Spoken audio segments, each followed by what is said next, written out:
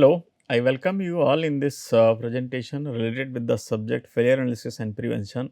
And we are talking about the failure analysis of the gears. So, in this presentation or in this talk, basically I will be talking about the different ways by which the gear failures occur and how to establish the failure of gear and the relevant causes. So, the gear and its failures, the what are the important requirements for the gears to perform for long, then what is the role of surface engineering of the gears for the longer life, and then we will be taking up the case studies wherein the failure have taken place due to say overloading, due to the fatigue, due to the wear, due to the material issues, manufacturing issues and like that. And the relevant failure analysis observation and findings will be covered. So, here if we see the gear is one of the very important component in mechanical systems, wherein the gears are used to transmit the power from one end to another or from prime mover to the other systems which are receiving the power, and then they are helping in operation of the systems, whether it is the automobile or it is the machines like the milling machine and the lathe machine, and all those machines will be using the gear in one or other form. In automobiles, the use of gear is very extensive. So, the gears help in transmission of power. Okay. So, most of the time here rotary movement is transferred. So, basically the gears are subjected to the torque. When these are subjected to the torque, and because of this they try to transmit they try to rotate the shaft, and thereby they transmit the power from one side to another.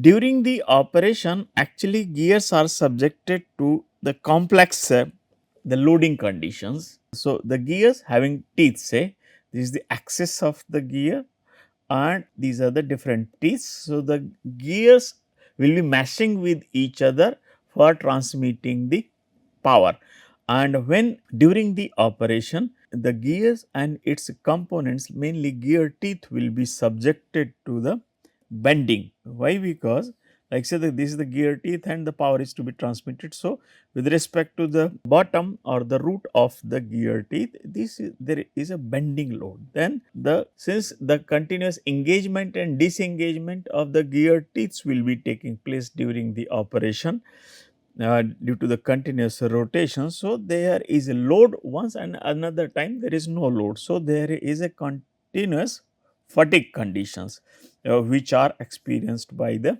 gear teeth.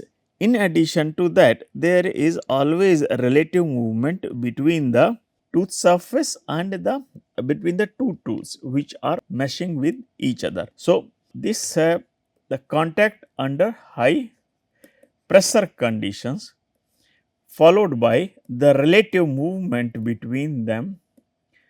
Okay. So, under pressure, relative movement under pressure between the two surfaces of the gear tools, that will be causing the wear. So, now wear is it's a simple thing where the gradual loss of material will be taking place by the different mechanisms. Most of these mechanisms include like most common mechanism include like abrasion, adhesion, and the fatigue or the contact fatigue wear. These are the most common ones which will be contributing towards the loss of material from the surfaces of the tooth, and when the loss becomes significant, the shape and geometry of the gear tooth is modified, and that eventually leads to the failure of the gear.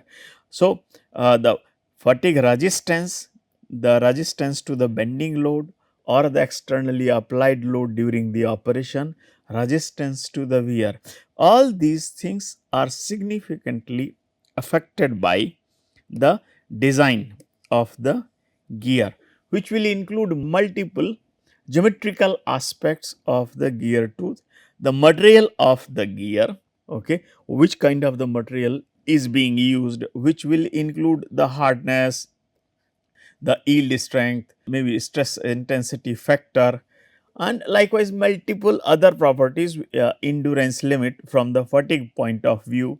So, like that there can be multiple important uh, properties which will be needed for longer performance of the gear, and not just the material, but also the way by which these materials are being given the shape of the gear, that will also be affecting the performance of gear.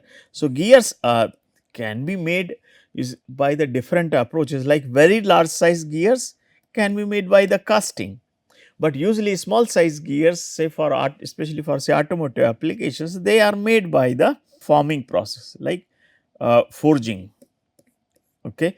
So, once the general shape has been achieved through either casting or the forging, subsequently further the treatments or further secondary processing may be done. So, which may be in form of case hardening to enhance the surface hardness, increase the wear resistance, or it may be subjected to the desired machining and heat treatment for achieving the desired dimensional control accuracy and finish. So, the design, material and manufacturing all play significant role in the performance of the gear. So, what are the different ways by which the gears can fail during the service? So, like say the one is the fracture, where say this is the typical gear teeth, say one of the gear teeth gets broken, like this is one gear teeth and it can get broken from any of the locations. So, that is about the fracture of one or multiple gear tooths, okay, that can occur. So, when it occurs, like the overload is one of the possibility that can lead to the fracture of the one or multiple gear tooths. Okay. The second is the fatigue, like the continuous engagement and disengagement during the operation. The fatigue loading of the gear tooth is very normal thing, but if the design is improper or material is not having the desired characteristics or there are manufacturing issues, then under the fatigue conditions the failure, the crack can nucleate, then they will grow and eventually cause the fracture. So, the fracture of the gear teeth is can occur either due to the accidentally applied overloads, or in the normal case also due to the deficiency in material manufacturing. Under the fatigue conditions also crack can nucleate and propagate to cause the fracture. So, the fracture is one of the possibilities. So, here to avoid the fracture possibility, what is done? Continuously NDT is done, so that you can identify if the crack is nucleating or not, or if it is propagating, then how far you can tolerate before implementing the repair or the replacement thing. Certainly overload fractures cannot be avoided, because most of the time these are the like accidental ones, and so proper care can be taken to avoid such kind of the accidental overloads. Now, next the mechanism by which the gear failures can occur, wherein the change in shape, change in geometry or shape of the gear tooth, if that is taking place in such a way that the ability to transmit the power is compromised, and that change in shape can occur. One is like simple plastic deformation, where material is not having the enough field strength, and under the externally applied load during the operation the change in shape takes place due to the plastic deformation, but that may not be very common, and if it happens, then the functionality of the gear system will be very badly compromised. The another way by which the change in shape in gear tooths can occur is like where the gradual loss of the material from the surfaces of the gear tooths take place, and that usually occurs in case of the normal operations. Abrasion, like say the between the two surfaces of the gear tooth, some hard particle comes in between. So, the hard particles, what it will be doing? It will be indenting the surface of one of the gear tooth, and once it if it has indented, then thereafter relative movement between the particle and the gear tooth surface will be causing the scratch on the surface, that we can call as a abrasive mark. So, abrasive mark if is developed, then eventually the material will be removed wherever the scratch has been developed or the abrasive mark has been made. So, from there material will be removed. So, the how deep the hard particle is able to indent the tooth surface, that will depend upon the hardness. So, if the hardness of the tooth surface is higher, then the indentation being made by the abrasive which is present in between the gear tooth surfaces, that will be limited, and if that is the case, then the depth of the scratch that will be formed will be reduced, means volume of the material that will be removed due to the abrasion, that will also be reduced. So, hardness is one of the important parameter that will be dictating the resistance to the wear by abrasion. The adhesion is one where when the two tooth surfaces are coming in contact with the during the operation and a relative movement is happening, then the direct metal to metal contact between the surfaces causes the adhesive wear, and this particularly happens when the lubricant being used between is not very good or is not stable, disintegrates and permits the direct metal to metal contact to facilitate the loss of material from the surfaces, functional surfaces of the gear tooth surfaces, and eventually leads to the wear. So, the failure of the lubricant, you can say one of the failure of the lubricant is one of the reasons for this adhesion. Another possibility is that the lubricant is not of the good quality or proper maintenance has not been done, where lubricant is absent at all on the functional surfaces of gear tooth surfaces. There can be multiple things. Okay. Apart from that, the adhesive wear also affected by the hardness. If we see, the volume of the material lost from the functional surfaces per unit sliding distance is found inversely proportional to the hardness. This is as per the Archer's law. So, which says that the volume of material lost is inversely proportional to the hardness, apart from the other functional, other the sliding parameter conditions like load, sliding distance, etc. Okay. So, if the hardness of the gear tooth surface or the surfaces which are interacting with each other, they are hard. So, obviously, if the two surfaces interacting with each other under the adhesive wear condition, then the soft material will be subjected to the greater wear, and so the loss of the material from loss of the material from the soft material component, that will be proportional to the hardness, inversely proportional to the hardness of that component. Say for example, these are the two gears. Okay, this A gear is made of the H1 hardness, which is greater than that of the gear B, which is made of the H2 hardness, which is lesser.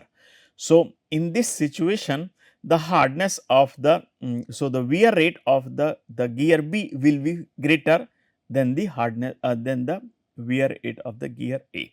Okay. In this case, the wear rate of the gear B will be inversely proportional to the hardness, to its hardness. So, in general, in adhesive wear is found inversely proportional to the hardness. So, if the surface of the gear teeth is hard, then the rate at which the adhesive wear will be taking place, that will be reduced. So, apart from lubrication, the hardness is another important property that affects the adhesive wear, and there can be multiple other properties like chemical property and ability to get oxidized and type of oxides which are being formed and how easily they are getting removed from the functional surfaces. Contact fatigue, the another type of the wear that is also common in the gear tooth surfaces, leads to the formation of lot of pits and craters, particularly due to the continuous loading and unloading leads to the fatigue. So, when the gear tooth surfaces are continuously engaging and disengaging, so there is loading, there is no loading, so that leads to the fatigue conditions, and in the such kind of the fatigue conditions, what happens, the cracks starts nucleating below the surfaces. Okay, and once these cracks grow and reach up to the surface, they a small piece of the metal gets separated from the surface of the tooth. So, that in turn leads to the craters and pits on the surfaces. Okay. So, obviously the fatigue resistance of the material will also be determining how fast material is getting removed due to the contact fatigue wear approach. Okay. So, whether it is fracture is taking place due to the overloading, that is that accidentally higher load is being applied, or due to the fatigue, or the wear is taking place due to the abrasion, adhesion, or the contact fatigue. These undesirable things can be dictated by significantly the material, the way by which things are being assembled for the operation, and the manufacturing, material manufacturing and the assembly of the gear. So, material should have the desired microstructure and mechanical properties and wear resistance. They should be assembled properly so that the gear, the meshing is uniform, and there is no uniform along the width, and there is no skewed loading on the gear tooth surfaces, and the manufacturing is also such that the material being processed is able to offer the desired set of the properties to the gear for smooth operations. So, these are the common ways by which the gear failures can take place. So, now considering these aspects here, we will be taking a few case studies. We will say what happens when the failure occurs due to the overloading. Okay. So, overload fracture, okay, and then the fatigue fractures. Okay. So, these are the two types of the fractures, gear tooth fractures, that the case studies related with these two types of the overload fractures will be taken up first. So, overload means what? Material is being subjected, material of the gear tooth is being subjected to the overload, means subjected to the greater bending load, okay, subjected to the greater shear stresses during the operation beyond its acceptable limits. That is the overload thing. So, what happens, like the gear tooth and the load is acting here. So, this, when the load exceeds the acceptable limit, the cracks can suddenly nucleate and grow to cause the fracture. So, when the material is very hard, brittle, low fracture toughness, then it will be showing the catastrophic fracture or the brittle fracture. Okay. So, instead of causing the plastic deformation, it will be causing simple catastrophic fracture. Okay. And the same thing will be happening under the fatigue conditions. But what will be happening? Fatigue, in case of fatigue, first crack will nucleate, then it will be growing and will grow until the critical stage is attained to cause the sudden fracture. So, in overloading it may be all of sudden, but in case of fatigue, the crack nucleates and then it grows slowly. Okay. So, this will be leaving behind its features on the failed components to identify if the failure has taken place due to the overloading or due to the fatigue. Okay. So, let us say in the next case, this is one typical case study where, say, there was a gear tooth fracture, a fracture of the gear tooth, and this gear tooth failed prematurely within the 6 months of operation and much lesser than the designed life. Okay. So, the failure analysis was carried out to identify that what identify the material, manufacturing, mechanical properties, and the different other important aspects which are related to the failure investigation. So, when the investigation was carried out, it was found that as expected, the gear was made of 0.25 carbon steel. The gear was case hardened up to the desired depth through the carburizing, and case depth was within the acceptable limit of 1 depth. Then the mechanical properties of the surface, how the case hardening is done, where, like, say, the gear is made of 0.25% carbon steel. So, what we do, just to increase the surface hardness, what is done, carburizing is done, say, up to the desired depth, which may be, like, say, 500 micrometer or 1 as per the design operating conditions. And so, this can be 1000 micrometer or 1 So, and here the, say, carbon content has been increased through carburizing, say, 0.6 or 0.8%, followed by the hardening treatment for increasing the hardness. So, once this was also as per the requirement, then mechanical properties testing was done to verify how far the change in properties was achieved. So, the surface hardness was 45 HRC as was expected after the carburizing, and the hardness of the core was 15 HRC. The microstructure study was carried out and it was found that microstructure is also as per expectation like surface microstructure, where carburizing was done. Okay, carburizing followed by the heat treatment, that shows the martensitic plus perlitic structure at the surface, while the core was made of the ferrite and the perlite.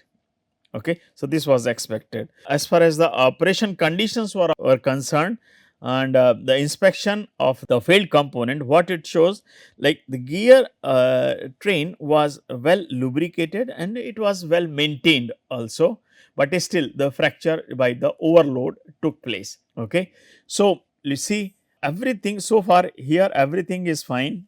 Say the mechanical properties, say 45 HRC, 25 HRC here in the 15 HRC in the core, martensitic and perlitic structure, and is perlitic and ferritic structure, and the desired case depth of 1000 micrometer. Everything is fine and it is well maintained and lubricated. So, there is no deficiency as such, and as expected this was made of the 0.25% carbon steel. So, everything looks good so far, but why it would have failed, that is important to study. So, the failed gear tooth was observed to see what wrong would have gone with that.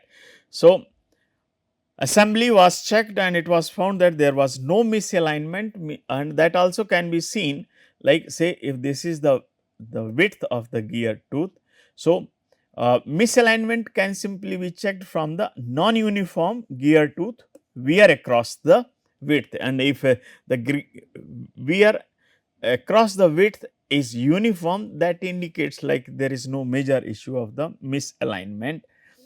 Visual examination suggested that the fracture occurred from the tooth root of the gear tooth. Say the gear tooth root is like this. So, here the fracture initiated and then it went like this. So, root fracture of the few gear teeth were observed. NDT suggested like there is no crack and inclusion in the material or the gear tooth surfaces, gear tooth which was made, and the operation also an operation as far as the operation is concerned, that indicated investigation related with the operation suggested like there was a possibility of the abnormal accidental loading, which could be greater than the normal and expected loading. So, considering this, the fracture surface analysis of the failed gear tooth surface was carried out, and it was found that in the cleavage facets near the surface, because of the high hardness 45 HRC, and the dimple fracture in the core was observed, and no beach marks and striations were observed on the failed component. So, what this suggested, possibility of the accidental overloading and the fracture and the overload fracture as observed from the cleavage facets and the dimple fracture of the tooth surface. Okay. So, considering all these aspects, it was found that all above suggested that the gear tooth failure occurred due to the overloading. Okay. Now, there is another case study wherein the fracture of the gear tooth occurred due to the fatigue. Okay. So, the fracture of the gear tooth and investigation was carried out, and it was found from the background information study, like the gear train failed, gear of the gear train failed after 15 years of service. Investigation also suggested like normal carbon is 0.25% carbon steel as expected. It was carburized up to the desired depth of 1 mm. Everything is fine. Mechanical properties were as desired of 45 HRC at the surface and core 15 HRC, and the microstructure is also as expected like martensite and perlite at the surface and ferrite and perlite, but few bands were there of the ferrite and perlite in the core. okay, because the surface here, since the surface was carburized, so it would be having the higher hardness, higher carbon content and high hardness, okay. But the core was made of the ferrite and pearlite, okay, ferrite and pearlite. So, there few bands of the ferrite and pearlite were there. So, whenever the banded structure is present, it increases the notch sensitivity, okay. So, the banded structure, whenever it is present, the notch sensitivity is enhanced. The material tends to get cracked easily, especially under the fatigue conditions, okay. And the as far as the investigation related to the maintenance is concerned, it was well lubricated as recommended. And then the investigation also revealed that there is no misalignment, assembly is proper. Visual examination suggested no wear mark and the root fracture. Visual examination also indicated the unique features at the root surface, indicating the location of the crack nucleation, followed by beach marks and the sudden fracture zone. Say one typical gear tooth fracture surface which was observed indicated, like here, one unique feature at the root side fracture surface indicated unique feature at one location, which is suggesting the location where from the crack would have nucleated, okay. So, okay. So, here say this is the crack nucleation site,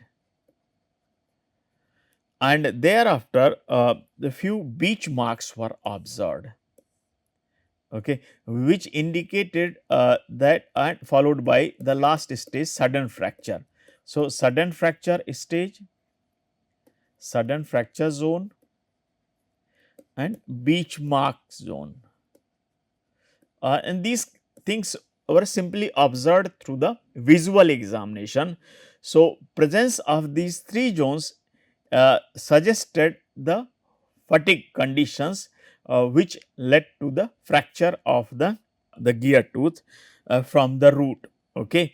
And at high magnification, when the SEM was carried out, so at the beach location also fine striations under the SEM were observed. So, these striations further confirmed the existence of the crack growth due to the fatigue conditions, okay. So, when the SAM was carried out, SAM showed the striations in the second stage fracture where the beach marks were present, and mixed mode fracture, the dimple fracture and cleavage facets, especially cleavage facets were observed near the surfaces of the gear tooth, and dimples were observed in near the core zone. Operation was normal as far as the loading is concerned, fine oxide inclusions were observed, okay. So, the problem here was that, like the failure occurred due to the banded structure which promoted, okay, a few oxide inclusions which were present, these would have promoted, and the fatigue conditions near the fracture surface, also the possibility of the feed marks near the root also cannot be ruled out. So, these conditions actually promote the fracture, fatigue fracture under the normal operation conditions, okay. So, all these observations suggest the fatigue fracture, the fracture of the gear tooth due to the fatigue, okay. So, now here I will summarize this presentation. In this presentation, you have seen the importance of the gears in the variety of the machinery. What are the important properties that are required for good performance of gear? What are the different ways by which the gear failures can occur? And we have taken the two case studies where in gear tooth failure occurred due to the overloading and due to the fatigue conditions. Thank you for your attention.